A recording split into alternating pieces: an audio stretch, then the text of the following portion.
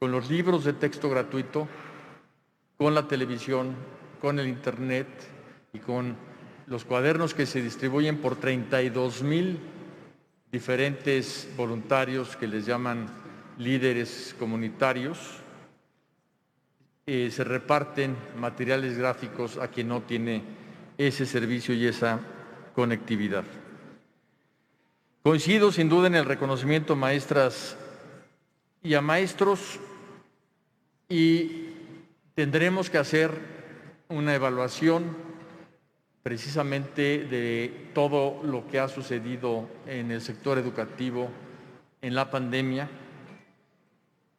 no solo de los rezagos, sino también de los avances, no solo de las carencias, sino también de los beneficios, porque como todo, hay claroscuros en este tema. Habla y pregunta si van a desaparecer 13 programas. Habíamos comentado que son 14 y que afortunadamente no van a desaparecer los 14. Algunos lo harán, otros se van a integrar a programas ya existentes, pero sin duda estamos trabajando para que lo verdaderamente sustantivo prevalezca. En el caso particular de Michoacán, sí quisiera comentarle, senador García Cornejo, que se firmó ya un acuerdo entre el Gobierno del Estado y la Secretaría de Hacienda y la Secretaría de Educación, en donde se le dio al Gobierno del Estado este año 2,020 millones de pesos y se determinó, de acuerdo a la proporción de apoyo federal y apoyo estatal, que el 65.4% del costo educativo lo pondrá todos los años Michoacán y el 34.6% el Gobierno federal a través de la Secretaría de Hacienda. Esto nos lleva a algo muy importante. Estos recursos que requería Michoacán los tenía que negociar todos los años el gobernador de Michoacán con el Gobierno federal. El gobernador en turno tenía que venir a tocar las puertas del Gobierno federal para pedir este recurso, que ahora ya está acordado y de manera automática se le entrega al Estado, de manera que se resuelve un problema muy serio que tenía el Estado en este sentido. En cuanto a los comentarios de la senadora Elvia Marcela Mora, yo quisiera felicitarla por su sensibilidad. Creo que el reconocimiento a maestras y maestros es fundamental, porque cuando uno habla con ellos, cuando uno está con ellos, cuando uno mantiene una relación cotidiana, se da cuenta de que han convertido sus casas en escuelas. Están incluso en muchas ocasiones vistiendo un cuarto de su hogar y dedicándolo exclusivamente a que sea la imagen que reciben escolar todas y todos sus alumnos, por lo que realmente es muy importante el reconocimiento. El cierre de escuelas privadas del que hablaba el senador Miguel Ángel Lucero Olivas, en efecto se ha dado una mutación, una transferencia de alumnos de escuelas privadas a escuelas públicas, y lo que quisiera yo señalar es que tenemos a nuestro favor la pirámide poblacional, ya que en donde más migración ha habido, que son en los primeros años de primaria, en la mayoría del país es en donde están quedando ciertos espacios y lugares porque la población infantil se empieza a achatar en esos lugares. Sí tenemos presión, pero no tenemos ningún punto crítico. Lugar va a haber para todos y para todas. El único tema aquí sería que en algunas ocasiones no va a ser la escuela específica que estaba buscando una familia por su cercanía o por la fama de ser una escuela de mayor calidad que otras, pero sin duda hay lugar para todas y todos. El senador Miguel Ángel Lucero Olivas nos preguntaba sobre qué habíamos hecho en este aspecto, y una cuestión muy importante fue que hicimos la inscripción extemporánea. Esto quiere decir que después del tema y de las fechas de inscripción se abrió todo un periodo de inscripciones extemporáneas. Estamos totalmente de acuerdo en el esfuerzo que debemos de tener para la primera infancia. Es uno de los aspectos que hemos trabajado tanto desde el punto de vista pedagógico como de los materiales educativos que hemos producido. Y yo quisiera señalar que tuvimos desde muy temprano el gobierno sendas reuniones con la Secretaría de Salud para estirar el diálogo y la responsabilidad educativa más allá de educación inicial, incluso desde el embarazo, y que la propia Secretaría pudiera capacitar a madres y padres de familia para que hubiera conciencia de la importancia de temas como la lactancia materna, de temas como la estimulación temprana, de temas como el apoyo en el nacimiento a los recién nacidos, con el tamiz neonatal, con la exploración profunda y con una serie de protocolos que se deben de seguir, ya que eso va a incidir de manera directa en la educación. Y vamos por esa ruta, aunque obviamente pues las prioridades se han venido cambiando debido a la pandemia, pero ese diálogo permanente y las medidas que estamos tomando siguen ese tránsito. En cuanto a la regularización de los CENDIs, acaba de autorizarse 68 millones de pesos para el estado de Durango. Hace muy poco, hace 3 semanas, tuve una reunión con el señor gobernador de Durango y vimos precisamente los temas que le preocupan de la Universidad Juárez, el tema de los quinquenios, el tema de la escuela de tiempo completo y de los CENDIs, y estamos trabajando en esos temas en nuestra relación con la Secretaría de Hacienda para darles solución. Estamos totalmente de acuerdo, qué bueno que cumplan 30 años con este modelo. Yo conozco, he ido a varios de los CENDIs de ustedes y realmente el trabajo que hacen, la metodología que llevan, el cuidado a las niñas y a los niños desde los 2 meses de edad en muchas ocasiones, es un método muy importante y una de las cosas que le hemos pedido a estos CENDIs es que podamos no solo hablar de los temas administrativos, sino también del modelo de atención a las niñas y a los niños. Yo quisiera que tuviéramos una reunión específica para ver cómo se va a manejar esto de acuerdo al recurso que finalmente se nos apruebe en el presupuesto.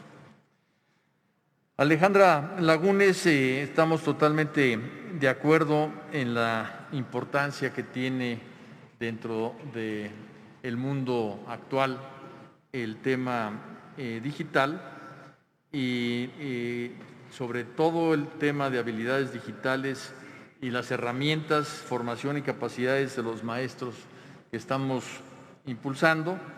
Precisamente es parte esencial de lo que hemos venido haciendo en Aprende en Casa. Tenemos muchas iniciativas que hemos venido desarrollando. Por ejemplo, en febrero con Microsoft se consolidó el plan Innovar por México, que es una iniciativa que a través de una inversión que están haciendo de 1.100 millones de dólares por parte de esa empresa en un plazo de 5 años, buscan contribuir a que México evolucione en materia tecnológica, tanto en sectores productivos como en la propia educación.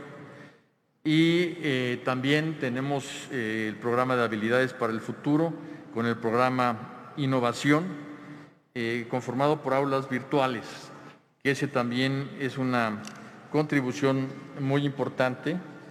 Se comprometieron y ya los construyeron a hacer 3 laboratorios físicos, no virtuales, de innovación en 3 estados de la República que nosotros determinamos. Uno en el sur, Chiapas, otro en el centro, Veracruz, y otro en el norte, en Chihuahua, y 10 laboratorios virtuales de capacitación en habilidades digitales que vamos a poner en marcha este mismo año. Es importante señalar que todo el esfuerzo que se ha hecho también con Google en materia de dotar a maestras y a maestros y a los alumnos de cuentas para el uso de Internet es algo que ha venido a revolucionar la relación entre los maestros y maestras y sus alumnos. Es algo que ha permitido la educación a distancia de una manera sensible y sin duda, como dije hace un momento, algo que ya vino a cambiar la cultura digital de nuestro país. En cuanto a los problemas de definir ciertas herramientas para la transmisión de las clases, como es la televisión, hemos tratado al máximo de minimizar cualquier tipo de situación particular de alguna familia. Por ejemplo, señalabas de que una familia podía tener un solo aparato de televisión y varios miembros de la familia.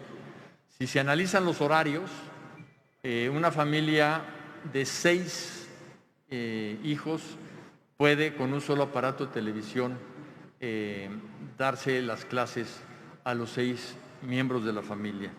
¿Qué fue lo que hicimos al definir los horarios? Dotar de computadoras a todos es un tema que pues debe estar a discusión porque hasta ahorita ha habido muchos programas en el país que dotan de herramientas, que dotan de computadoras o de tablets y que realmente no han tenido el impacto de acuerdo a la inversión que se ha hecho. Como tú mismo dijiste, se están renovando continuamente las tecnologías y por eso se pensó en que lo más importante es apostarle a la cobertura, porque teniendo la cobertura es mucho más fácil trazar el camino hacia la cultura digital. Por eso, en la pregunta de acceso a Internet, sí hay el programa de Internet para todos que está llevando directamente Presidencia de la República. En cuanto al esfuerzo de gratuidad de estudiantes y docentes sobre contenidos educativos, hemos estado negociando con las empresas. Hasta ahorita lo que hemos ganado es que con una menor resolución, para que pesen menos los datos, sí se está pudiendo bajar voz e imagen de manera gratuita, pero seguimos las negociaciones para que muy pronto, cuando sea mucho más robusta la educación a distancia y que conviva con la educación presencial, tengamos una mejor resolución tecnológica. José Alberto Galarza Villaseñor, que nos habla de la incertidumbre universitaria. Yo quisiera señalarle que la definición presupuestal del señor presidente fue que todas las universidades tuvieran el recurso que tuvieron el año anterior, más la inflación, y es lo que se ha venido manejando, pero tenemos dentro del sector educativo un compromiso muy fuerte con impulsar la educación superior, y por ello podemos hablar de que este año fue el año de mayor aumento de la matrícula universitaria en 20 años, lo que muestra nuestro interés por ella, ya que en el ciclo 19-20 la educación superior se incrementó en 4.8%. Esto significa la ampliación de 225.800 nuevos espacios en las modalidades escolarizadas y no escolarizadas. La tasa bruta de cobertura, y esto creo que es algo que debemos tener presente, que era de 41.6%, ya es de 41.6%, lo cual significa un incremento de 1.9%, casi 2% de puntos porcentuales respecto al ciclo anterior, y es el nivel más alto en 20 años. En cuanto a excelencia y pertinencia, podemos hablar de que el programa recibió un presupuesto de 507 millones de pesos este año, que se destinó a las UPEs, a las UPEAs, a la UI, con el fin de que 87% de los programas académicos mejoren sus estándares de calidad en beneficio de más de 1.013.000 alumnos de licenciatura. También el Instituto Politécnico Nacional aumentó su matrícula en 16% este ciclo escolar. Y una cosa muy importante, se crearon 4 nuevas unidades profesionales, la unidad de ingeniería en Coahuila, la unidad profesional interdisciplinaria de Palenque, la de Tlaxcala y la de energía y movilidad en Hidalgo. Lo que tenemos es, pues, que todas estas nuevas unidades profesionales van a ser verdaderos polos de atracción en materia de investigación y de estudios de educación superior en estas regiones, y creo que es muy importante que el Politécnico haya tomado ya esa decisión de descentralización y desconcentración. En cuanto al Tecnológico de México, ya opera la unidad académica del Espinal en su programa de energías renovables. Y la Universidad Abierta y a Distancia incrementó 13.3% su matrícula, lo cual nos habla del esfuerzo que se está haciendo para impulsar a todo aquel que quiera educación superior y cursar este nivel. En cuanto a la Ley General de Educación Superior, que ustedes van a discutir muy pronto, la intención es contar con un documento que refleje los principios que ha señalado el señor presidente y lo que hemos venido reiterando tanto en la reforma constitucional como en las leyes secundarias, de garantizar el acceso a todas las personas, de reivindicar el carácter público, gratuito de la educación y refrendar el respeto a la autonomía universitaria, fortaleciendo la Rectoría del Estado en materia educativa. Esta iniciativa pues se ha presentado con la firma de todos los grupos parlamentarios, de manera que no es algo que se haya diseñado unilateralmente, sino que se ha diseñado de manera conjunta. Y pues refleja la forma en que hemos tratado de trabajar en la Secretaría para poder llevar a cabo nuestra encomienda. Se hizo un grupo de análisis con diversos expertos en materia de educación superior y 11 universidades que se les llamaba las universidades en crisis, que tienen muchas presiones, sobre todo a fin de año en materia económica. Se se han apoyado durante diciembre de 18 y este año 19, y se han dado apoyos a Durango y Coahuila con más de 3,000 millones de pesos. Habría que comentar que parte importante de los problemas estructurales que tienen las universidades también se debe a decisiones que las propias universidades han tomado en su proceso de autonomía y que no consideraron una perspectiva financiera de las decisiones tomadas, muchas veces de índole laboral, que en este momento precisamente las tienen bajo esas fuertes presiones. Estas universidades están en Morelos, en Oaxaca, en Chiapas, en Nayarit, en Sinaloa, en el Estado de México, Michoacán, Tabasco y Zacatecas. Una cosa muy importante para la educación superior y para esta Ley General de Educación Superior es precisamente que después de 40 años se va a tener esta nueva ley, lo cual marca precisamente un parteaguas en educación superior y la voluntad de hacer efectivo este derecho a todos los mexicanos. Yo quisiera señalar que una cuestión muy importante para nosotros es que en la Ley General de Educación por primera vez se ve toda la ruta desde educación inicial hasta educación superior. Los diferentes niveles educativos no se hablaban. Los responsables de educación superior, las propias universidades, no hablaban con educación media. No se ponían a analizar cómo es que recibían a los alumnos que terminaban la educación media superior. Y hoy tenemos un sistema y en la misma mesa nos sentamos todos para ver de qué manera podemos concatenar todos los niveles para que se vayan reforzando uno al otro, porque muchas decisiones para mejorar la educación superior se deben de tomar en educación inicial. Entonces, creo que es un enfoque importante que quiero destacar.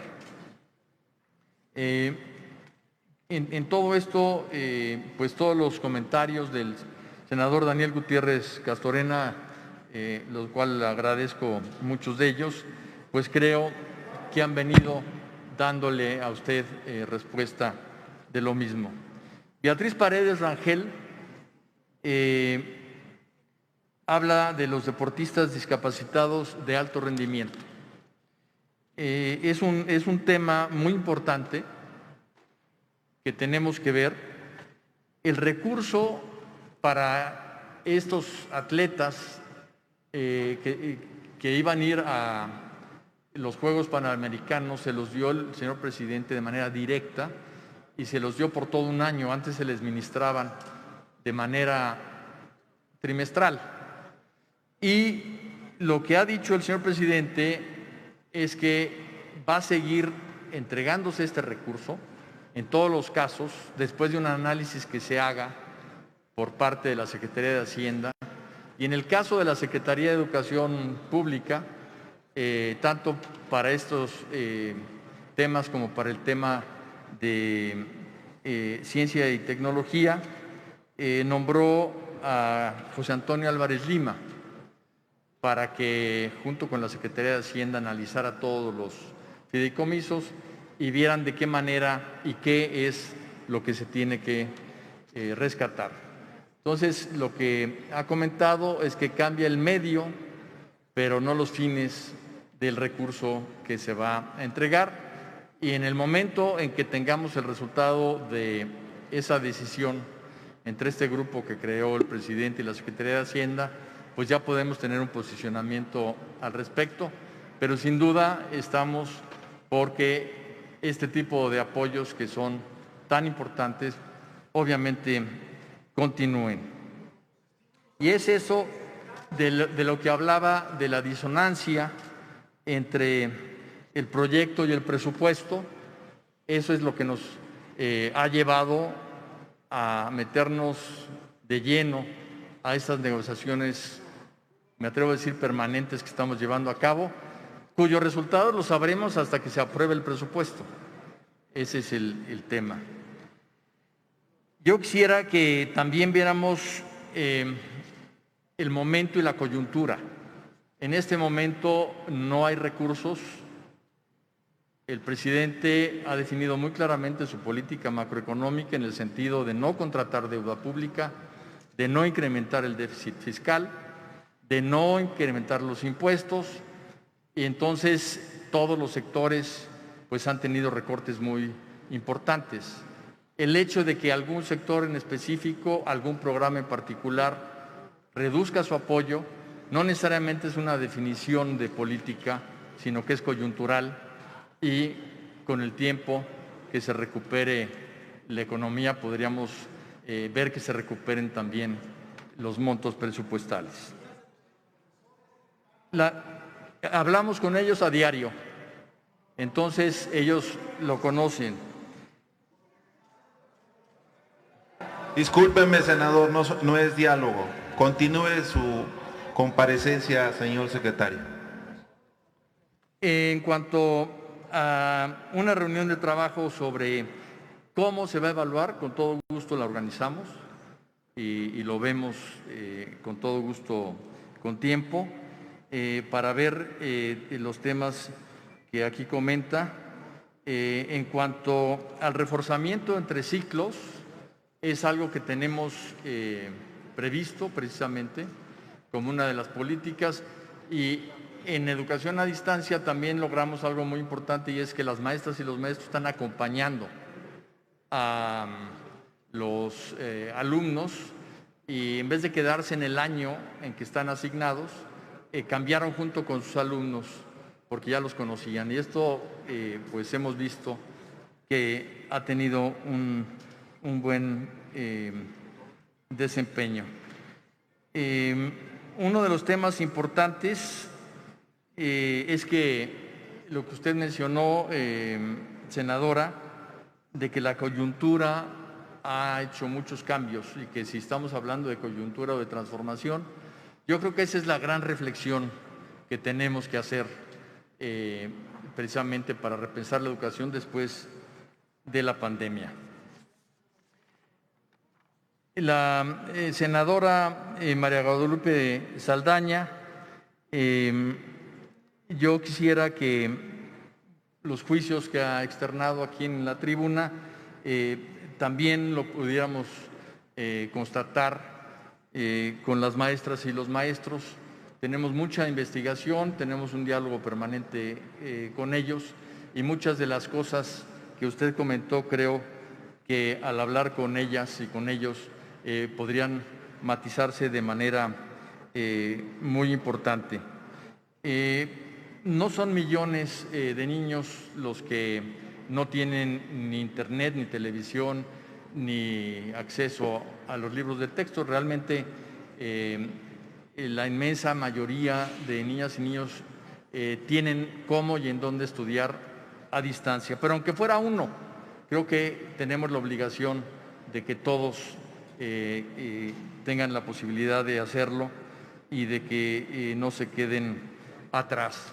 Ahora, una cosa importante, y creo que es una reflexión que todos tenemos que hacer, que incluso ya lo comentó de alguna manera aquí la senadora Antares, es que muchas de las cosas que se critican son cosas que se heredan de un gobierno a otro, y que cuando llega un nuevo gobierno pareciese que es responsable de todo el rezago previo. Entonces hay que tener también perspectiva para ver si lo que está haciendo uno es cambiar la ruta y cambiar la tendencia y ir mejorando las cosas, pero definitivamente en dónde tomó el timón del barco.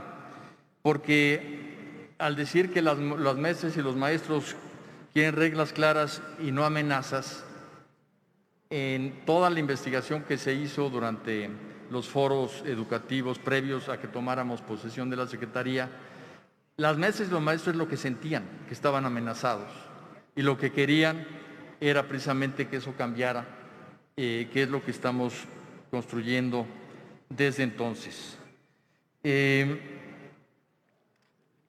La evaluación continúa y en la Constitución y en las leyes secundarias está la ruta para el ascenso horizontal o vertical.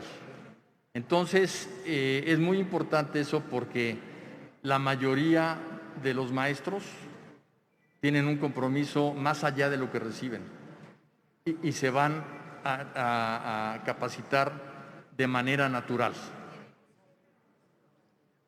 Eso es algo en lo que no estuvimos de acuerdo y por eso es que se cambió la ley y por eso es que incluso se cambió la Constitución para que eso pudiera llevarse a cabo.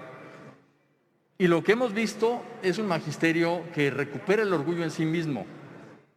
Antes teníamos un magisterio, y no lo digo yo, lo dijo el secretario de Educación, Schweifet, cuando hizo una consulta y él la explicó aquí en la Ciudadela, en el edificio de las bibliotecas de cultura. Dice que el resultado de su evaluación fue que el maestro mexicano se sentía agredido, se sentía deprimido, se sentía maltratado por la sociedad mexicana. Y si hacemos el mismo ejercicio, estoy seguro, porque ya lo estamos haciendo, que hoy la maestra y el maestro mexicano se siente orgulloso de ser maestra y maestro. Y cuando una maestra está frente a un grupo o un maestro orgulloso de serlo, pues obviamente va a ser un mejor maestro. Y cuando una niña o un niño, en vez de ver en la televisión que los maestros no tienen capacidad, escucha que los maestros están dando lo mejor de sí todo el tiempo, al llegar a la clase va a respetar mucho más a su maestra o a su maestro. Es algo que sin duda incide después en la calidad educativa. Y sí se le está cumpliendo a los maestros.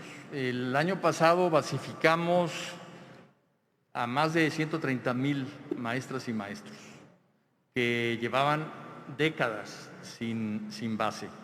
Lo que logramos ver es que la administración como tal de la Secretaría no era una prioridad y por eso había muchísimo rezago en muchísimos temas magisteriales que hemos podido ir resolviendo poco a poco porque las incidencias son muy grandes.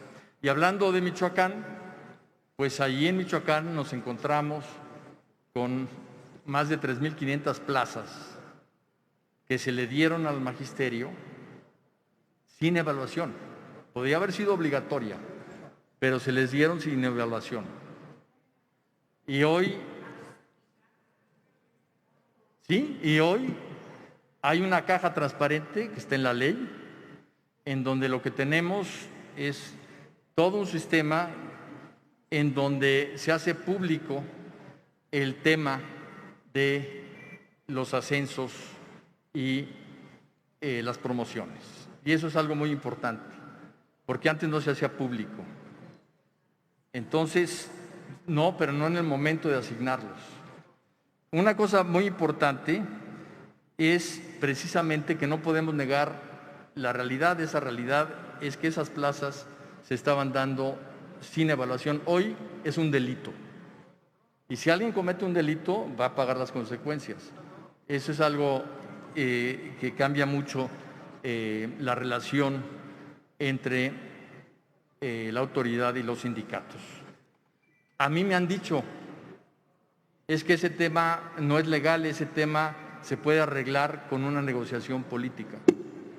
Y les digo, no, el tema es legal porque un servidor público solo puede hacer lo que la ley le permite. No puede hacer las cosas sin tener el sustento legal. Y ese es un cambio muy importante que se está dando. Y en donde no se esté dando, acérqueme la información, porque nos interesa mucho que este camino se transite para que sea transparente 100%. En cuanto a las normales,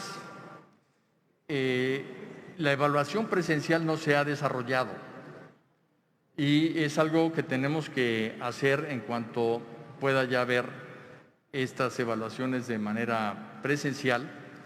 Y lo que hemos determinado, y estamos por publicar la norma, es algo que ya cometí hace un momento, de que quien se inscriba para una plaza, para acceder a una plaza, va a recibir una clave y va a ser una sola lista que no va a distinguir entre dónde se estudió. Exacto. Hoy se hizo así porque es transitorio hasta diciembre. No, la ley no dice eso. Lo que dice la ley... Sí, senadora, lo conmino a escuchar la comparecencia del secretario. Lo que dice la ley es que tendrán prioridad los que estudiaron en una normal pública. ¿Pero qué es prioridad? Bueno, la ley le hicieron los congresistas, perdón. ¿Qué es prioridad? Prioridad es que en caso de igualdad, un postulante tiene 9 puntos y otro postulante tiene 9 puntos. En ese caso entra el que ingresó a la pública. Por eso se va a hacer la lista, una sola lista, con una clave que no se va a poder identificar la procedencia, si es público o privado, y donde se va a ver exclusivamente las calificaciones. Y en caso de empate es donde va a haber esa prioridad. No, digo, lo platicamos cuando usted quiera, pero no es necesario porque la ley la diseñamos para este sistema. Quizás lo que no explicamos a fondo fue que necesitábamos un periodo de transición que era de aquí a diciembre por la pandemia. Otro tema importante es el tema de las plazas, y aquí sí quiero hacer una reflexión. En el ciclo escolar 19-20 había 141,701 aspirantes inscritos y solo se pudo otorgar plaza a 62,000. Y cada año sucede lo mismo. Egresan muchos más normalistas que las plazas que hay. Esto también tiene que ver con la pirámide poblacional. Entonces, esa idea de que quien ingrese a una normal va a tener un trabajo seguro, pues la dinámica poblacional y las necesidades del sector educativo nos indican que no necesariamente es así. Gloria Sánchez Hernández, con todo gusto vemos lo que nos solicitó en una cita. Yo le hablo más tarde para poderla arreglar. Y en cuanto a las escuelas de tiempo completo, estamos viendo esa carencia de presupuesto que sí existe. Para este año nosotros tuvimos una asignación presupuestal de 5,000 millones de pesos, cuando normalmente ese proyecto cuesta alrededor de 9,000.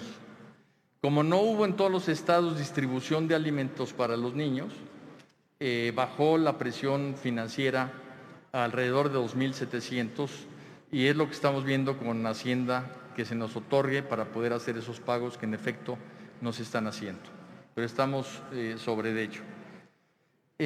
Finalmente, agradezco mucho la intervención de Antares Vázquez y creo que el tema de prepa en línea es un tema muy importante que también tenemos que definir. Y para finalizar, yo quisiera hacer una reflexión con todas y todos ustedes, precisamente sobre los 100 años de la Secretaría de Educación Pública, sobre la necesidad de repensar la educación para México y de lograr acuerdos básicos que permitan que la educación esté bien anclada y no se tenga que mover de manera abrupta por consideraciones políticas o por cambios en las dirigencias o en las secretarías. Somos un país que tiene tres grandes realidades. Somos un país que tiene una gran población indígena, que tiene necesidades, culturas y realidades distintas a un país mestizo, que tiene también toda una cultura diferenciada de la población indígena y de la población que está en un México más moderno, más criollo. Y estos tres Méxicos muchas veces hablan para resolver su problema desde el punto de vista de su realidad y no ven completo el panorama de los tres Méxicos que somos. Creo que en la educación esto se ve de manera muy clara y que para poder resolver el problema del desarrollo de México y de la educación tenemos que trazar políticas diferenciadas, porque son políticas para cada uno de estos Méxicos. El año que entra precisamente va a haber una enorme lista de festividades porque se cumple el centenario, el bicentenario de la independencia de México, y creo que es un momento para reflexionar la educación, para reflexionar nuestra realidad como mexicanos. Una persona española que se vino a vivir a México, después de vivir aquí varios años, le pregunté que cuál pensaba que era la diferencia más profunda entre España y México. Y su respuesta me sorprendió. Yo esperaba otra respuesta, pero me dijo la actitud. En México, en España, nosotros vamos a la mejor escuela del mundo, aunque no sea cierto. Vivimos en la mejor ciudad del continente, aunque no sea cierto, y somos ciudadanas del mejor país del mundo, aunque no sea cierto. Y lo que he visto mucho en México es que dicen que van a la peor escuela del mundo, aunque no sea cierto, que viven en la peor ciudad del planeta, aunque no sea cierto, y que viven en un país de los peores del mundo, aunque no sea cierto. Creo que es muy importante reconocer nuestras fortalezas para poder resolver nuestras necesidades y ver las fortalezas de cada uno de estos Méxicos, que son muchas, para resolver los problemas de todos, y que ese perdón que se va a dar el año que entra a las comunidades indígenas a las cuales se les va a solicitar el perdón por la historia que han vivido, no es para no encontrarnos, no es para instigar el rencor, sino todo lo contrario, para solucionar un problema histórico y poder transitar como un solo pueblo. Hoy en Aprende en Casa a lo mejor tenemos resuelto en algún tema el 80% del problema, y lo que a la población se le dice es que falta el 20%. Lo importante es que si tenemos el 80% en algún tema, estamos demostrando que sí se puede. Y creo que esa actitud es algo que tenemos que reflexionar, porque es lo que le vamos a inculcar a nuestras niñas y niños en la educación. Muchas veces se educa más con las actitudes de las maestras y los maestros, con las actitudes de los padres y madres de familia, que con las lecciones que se dan en el salón de clases. Yo los invito, porque vamos a hacer una reflexión amplia, abierta, incluyente, a que el año que entra lo dediquemos a reflexionar sobre el futuro de nuestra educación, y que todos estamos invitados a trazar el camino, ya que es sin duda una de las definiciones fundamentales de nuestro país. Les agradezco a todas y a todos su tiempo, sus preguntas, su actitud, y todas las dudas que queden, con todo gusto las podemos resolver en reuniones privadas. Muchísimas gracias.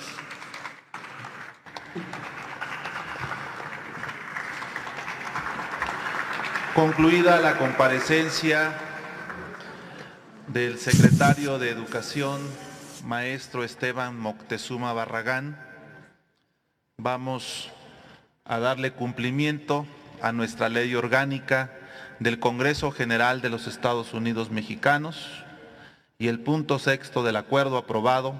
La versión estenográfica de esta comparecencia se remitirá al ciudadano presidente de la República para su conocimiento. Solicito a la comisión designada acompañe al maestro Esteban Moctezuma Barragán cuando desee retirarse para continuar con nuestra sesión ordinaria el día de hoy.